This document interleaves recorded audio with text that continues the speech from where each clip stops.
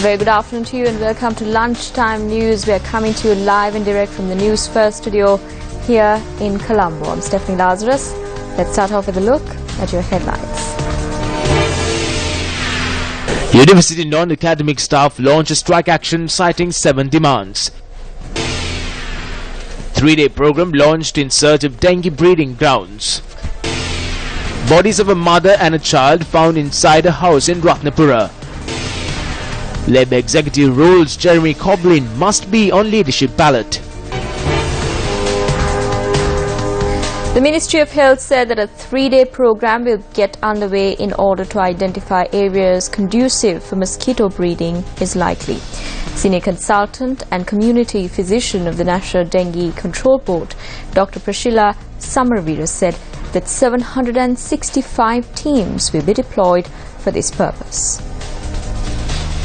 The inaugural program to eradicate dengue was launched opposite the Maradan railway station today. The fumigation of the railway station commenced as part of this program under the leadership of Director General of Health Services, Dr. Palitha Mahipala. සෞඛ්‍ය අමාත්‍යාංශයත් ඒ වගේම ත්‍රිවිධ හමුදාවත් පොලිසියත් කොළඹ මහනගර සභාවත් ඒකාබද්ධව විශේෂ වැඩසටහන. We have launched a series of programs together with the Ministry of Health, Triforces, the Police and the Colombo Municipal Council. We have also launched a 3-day program starting from today.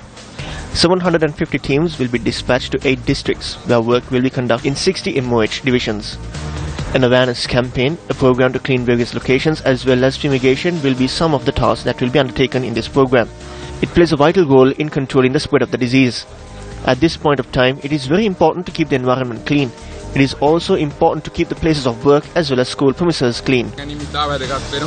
ඒ වගේම රාජකාරී කරන ස්ථානයේ පාසල් පද්ධතිය මේවා පිරිසුදුව තබා ගැනීම මදුරුවන් බොවෙන ස්ථාන ඉවත් කිරීම ඉතා වැදගත්. A fire broke out in the Vegama Reserve located in Bibila. The fire that broke out in Dehigalandavatta was doused with the assistance of the Bibila police and the area residents. Our correspondent noted that the fire that has broken out in the Vegama Reserve and nearby areas could not be contained. The cause of the fire is yet to be ascertained. Bibile police has launched investigations into the fire. Our correspondent said that the fire has destroyed a large portion of the Vegama Reserve.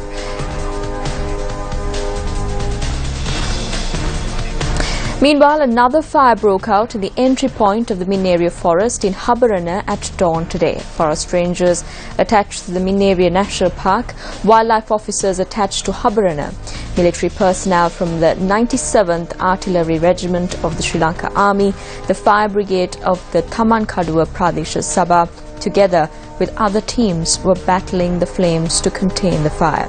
Following an operation that lasted for 2.5 hours, the fire was doused. The fire was doused completely following a 2.5 operation. In more local news, the non-academic staff of 14 universities have engaged in a token strike since midnight, demanding that the 2,500 rupee allowance be added to their basic salary and 6 other demands. Chairman of the University Trade Union Joint Committee, Edward Malvattage, said that though the allowance was granted accordingly to the public sector, it was not granted to universities. Treasurer of the University Trade Union Joint Committee, KLDG Richmond, said the discussions with relevant officials have not brought any results.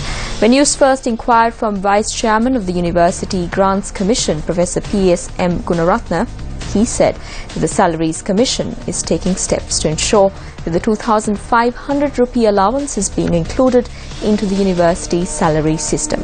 He also said that steps are being carried out to make amendments to the age retirement.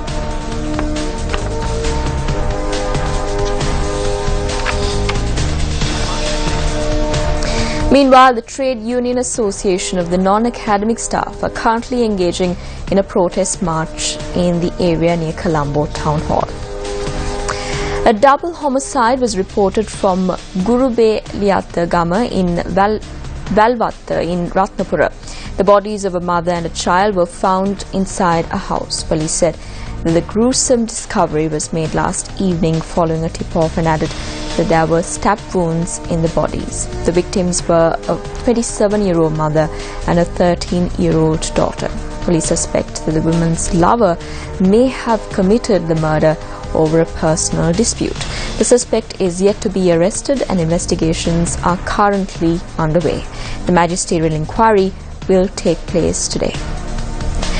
Railway gate operations in Vaunia engaged Newsfirst yesterday demanding that they be given permanent appointments.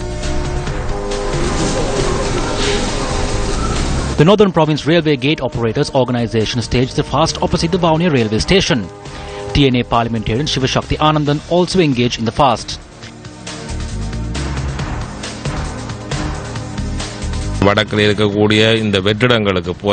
People from the south are brought to fill vacancies in the north for railway operators and are given appointments as employees and other higher positions.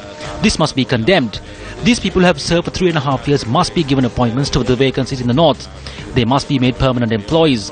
Even in Parliament last week, I said that these people must be given permanent appointments. But the Minister of Transport said that this matter does not fall under his ministry and that it falls under the Ministry of Defence. So it is they who should address this matter.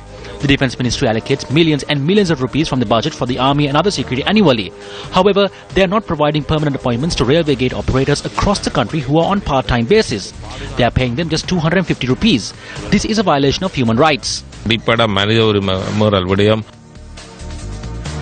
First is ready to implement yet another phase of the Gum at the Door-to-Door campaign, a public service initiative which has unearthed several issues faced by the people of Sri Lanka. It is a 100-day initiative with the people, for the people. The Gum at the 100-day initiative, with the people, for the people. The 100-day initiative with the people, for the people is receiving insurmountable support from across many spheres. By late last night, you helped us cross 20 million rupees in pledged support. This is the overwhelming response that the Newsfirst Gum at the 100-day initiative has received from the public of Sri Lanka. Minister of Finance Ravi Karunanayake agreed to render his support to the Gum at the 100-day program. We came to your home to pay heed to your problems through the Gum at the Door-to-Door initiative. This initiative was able to cover all districts from the 23rd of February to the 18th of March. On Monday at 6:30 p.m, we announced our intention to launch the Gum at the 100-day initiative aimed at resolving the issues we identified together with the University of Peradeniya during our nationwide Gum at the Door-to-Door program. We will direct your attention towards 4 issues on a daily basis in order to obtain public support to resolve those issues. Do you remember when we came to your doorstep to inquire into your issues through the Gum at the initiative? The time has now come for Newsfirst to join hands with the public to address the issues you face. We are ready. Are you? The Gum at the 100-day initiative, with the people, for the people.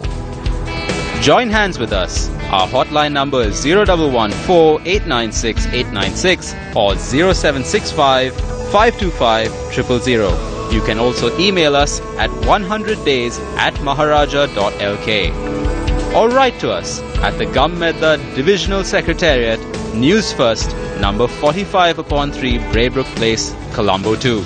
You can log on to Newsfirst.lk or our Facebook page and Twitter handle to keep up to date with the very latest. Deputy Minister of Mahaveli Development and Environment Anuradha Jayaratne undertook an inspection around the Murugahakanda and Kaluganga projects. A group including the engineer in charge of the project accompanied the Deputy Minister. The Deputy Minister who participated in the review meeting also inspected the Murugahakanda project office.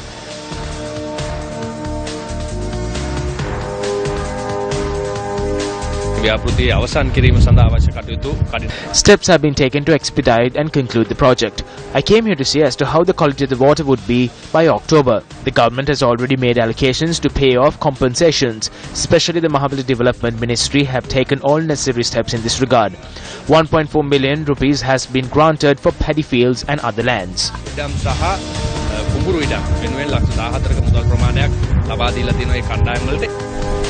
Cement bags were distributed among the low-income families living in areas near Kolanava by MP SM Marika. 33 chosen families were presented with 10 cement bags each at the Kolanava party headquarters. පාර්ලිමේන්තු මන්ත්‍රී බලය පාවිච්චි කරලා කුඩු ව්‍යාපාරයට උදව් කරලා There was an era when parliamentarians used their statuses to aid the drug trade, when they influenced and taught your sisters and brothers and children to get them addicted to drugs, and where they collect the commissions that were earned by the drug trade and use it to buy you all some rice and coconuts during the elections. I don't have any connections to any drug peddler, and that is the sole reason why, after coming into power, we were able to control drugs in the Kolanava area.